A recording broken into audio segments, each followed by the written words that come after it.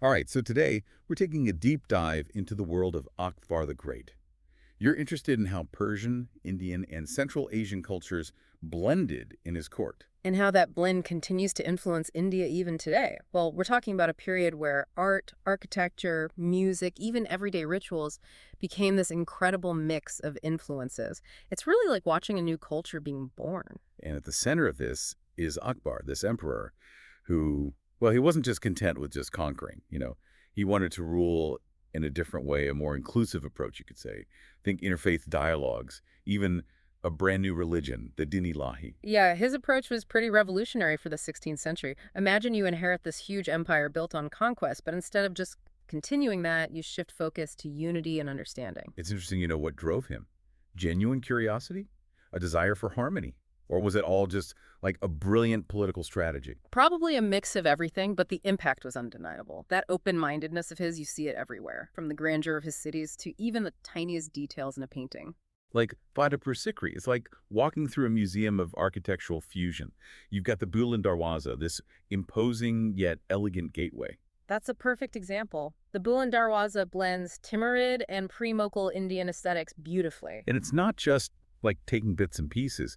It's about how they're adapted, reinterpreted. The Jami Masjid, for instance, has influences from mosques in Chanderi and Mandu. Right, and you see those chatras, the pishtaks. They took the best architectural ideas from different cultures and made something completely new. This wasn't just a Fatehpur Sikri thing, was it? This Mughal architecture with its blended style spread. Oh, absolutely. It's spread throughout the empire. Nobles wanted to copy Akbar's tastes, which further spread this architectural fusion. It's fascinating. It's like this ripple effect across India, each new building changing the landscape. But architecture was just one piece of the puzzle, right? Akbar was a serious patron of the arts. Music, painting, literature, you name it. You could call it a campaign for cross-cultural understanding.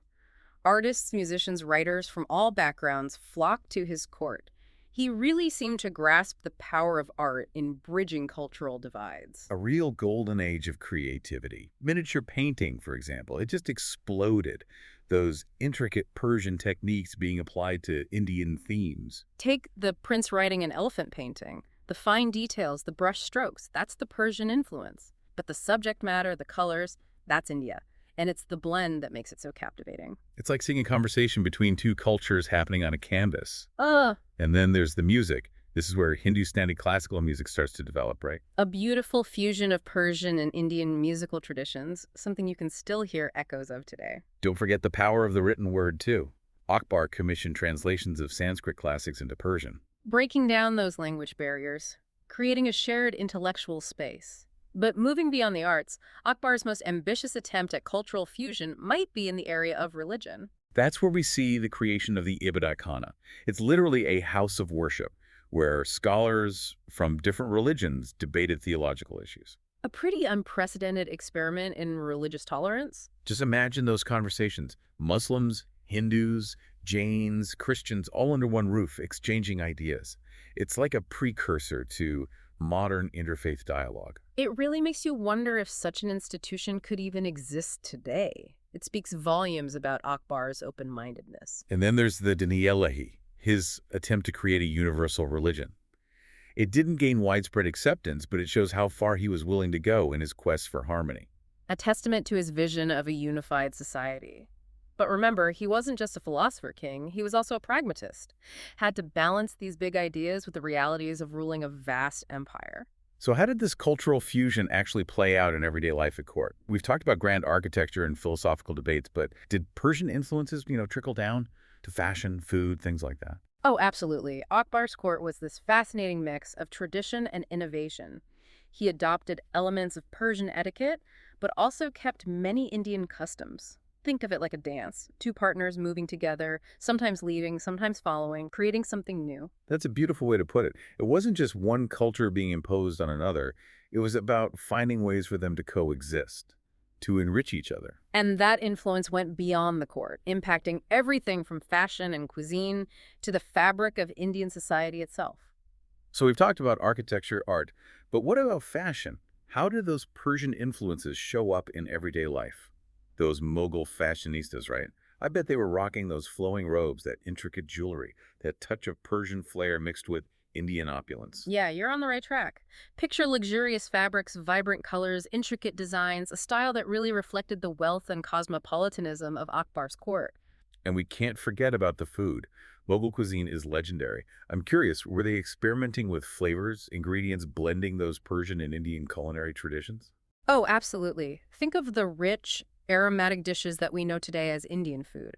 Biryani, korma, kebabs. A lot of them have roots in this era of cultural exchange. It wasn't just about adopting new dishes, though. It was also about adapting existing ones, adding new spices, new techniques. Like chefs taking those classic recipes and giving them a modern twist. Exactly. Akbar's court was like a culinary melting pot. And the results are still tantalizing our taste buds centuries later. Okay, but let's move beyond the dinner table for a moment. What about those Mughal gardens? I bet they were more than just pretty landscaping. Oh, for sure. Mughal gardens were a microcosm of Akbar's vision of a harmonious empire, often laid out in a symmetrical, geometric fashion reflecting that Persian influence. I see. So they took the Persian concept of the paradise garden and gave it that Indian twist. I'm picturing those perfectly manicured lawns, the fountains, the pavilions. Exactly. Designed for contemplation, celebration, and these gardens weren't just for the elite. Akbar commissioned public gardens, too, recognizing the importance of having green spaces for everyone. Like our modern-day idea of urban parks, providing that escape from city life. Absolutely. But let's go back to those miniature paintings for a second. We've talked about their artistic value, but they were also a form of storytelling, right? Oh, right. They documented those historical events, court life, even illustrated some literary works. Each painting is like a window into the Mughal world. Exactly. Packed with details that reveal so much about their culture, beliefs, even their fashion sense. I love how those details weren't just there for aesthetic purposes. They were chosen carefully to convey specific messages about power, piety, that harmonious relationship between humans and nature. Right, it was like they were using art to shape public perception, a much more beautiful, subtle form of what we might call propaganda today. It's like those paintings were sending a postcard from the Mughal Empire. Like, hey, look how awesome we are. Right. But beyond the grandeur, beyond the artistic brilliance, Akbar's legacy rests on his efforts to promote religious tolerance, right? Something that resonates even today, especially in a world where religious tensions are so high. His vision of a pluralistic society was truly groundbreaking for the time. He understood that a strong empire wasn't just about military might, it was also about social cohesion. And that meant respecting the diverse beliefs and practices of his people. He wasn't just talking about tolerance, right? The Ibadat Khana was a pretty bold move.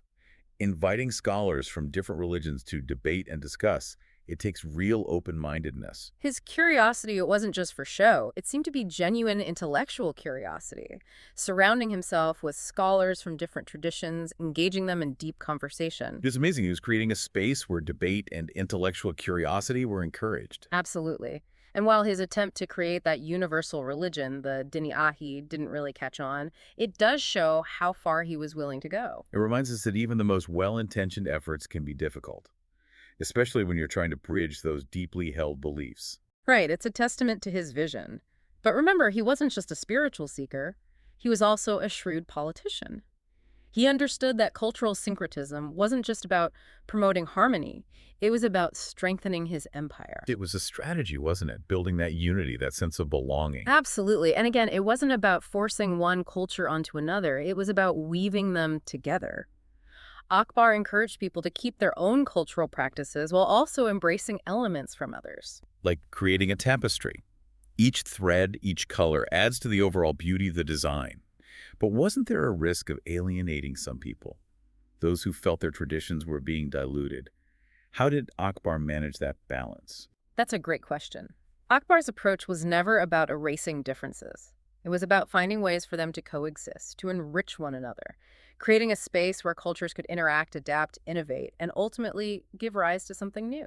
So it's not just blending, it's adaptation, innovation. It's like, I don't know, those fusion cuisines, right? Taking those familiar dishes, reinterpreting them with new ingredients. Exactly. Akbar's court was buzzing with creativity. Artists, musicians, writers constantly experimenting, pushing boundaries. Not just copying, they were innovating, drawing inspiration from all these different sources and creating something entirely new. It's remarkable how this cultural fusion led to innovation in so many areas. And it wasn't just limited to the arts, right? Not at all. Yeah. We also see advancements in agriculture, military technology, administration. Akbar was always looking for ways to improve, modernize his empire, and cultural syncretism played a key role in that. Like cross-pollination in nature, leading to Yes. new, stronger varieties. Exactly. He recognized that embracing diverse viewpoints could lead to greater innovation and progress. He knew a successful empire had to adapt, evolve, and that's where cultural syncretism really made a difference. So Akbar's legacy goes beyond just art and culture. He was a visionary leader who shaped the political, social, economic landscape of India in ways that are still felt today. His reign was a turning point, an era of cultural exchange, prosperity, stability. It's a golden age that continues to fascinate historians and artists alike. But let's bring this back to you, our listener. How do you see Akbar's legacy reflected in modern India? What aspects of his vision resonate with you? And how can we apply his lessons of tolerance, curiosity, and innovation to our own lives? What would Akbar think of our world today? What would he say about the progress we've made and the challenges we still face? What can we learn from him, from his vision, from his belief in humanity's potential? These are questions worth thinking about. But before we get too introspective, there's one more fascinating thing about Akbar we haven't talked about yet. His love for animals. Akbar was known for his incredible menagerie, animals from all over his empire and beyond. Like a royal zoo. What kind of animals are we talking about here? Lions, tigers, leopards, even a rhinoceros. He especially loved cheetahs, even trained them for hunting. But it wasn't just about collecting them, you know. Akbar was genuinely fascinated by animal behavior, spent hours just watching them. Like his own personal wildlife documentary. I can picture him in those gardens, surrounded by all these amazing animals. Did this fascination go beyond just, I don't know, simple curiosity? Was there a scientific side to it? Well, he definitely went beyond casual observation.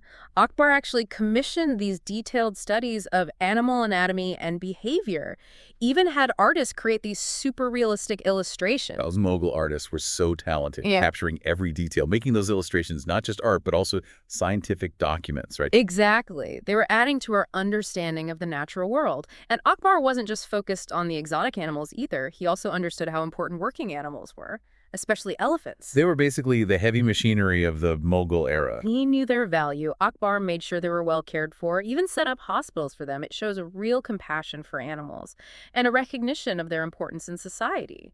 This respect for animals wasn't just a personal thing either. It reflects a bigger shift in thinking about the natural world during his reign. So Akbar's court was a hub for scientific inquiry, as well as artistic and cultural innovation. It seems like that curiosity extended to everything.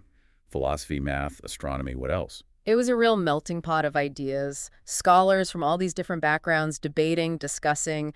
Akbar really encouraged people to question things, explore new perspectives, push those boundaries of knowledge. It's like a true Renaissance court, everyone wanting to challenge the status quo to discover something new. But at the end of the day, Akbar's legacy isn't just about specific achievements or innovations, right? It's about the values he represented. Tolerance, Yeah. curiosity, and that unwavering belief in the power of human ingenuity. His vision was of a unified, flourishing India, a place where different cultures and religions could coexist peacefully. It's something that continues to inspire us. A powerful message, especially today. It reminds us that even when there's conflict and division, there's always hope for a better future. So as we wrap up our deep dive into Akbar's world, we'll leave you with this. What would Akbar think of our world today? What would he say about how far we've come and the challenges we still face? What can we learn from him, from his vision, from his belief in humanity's potential? Something to think about as you continue exploring history and the world around you. Until next time.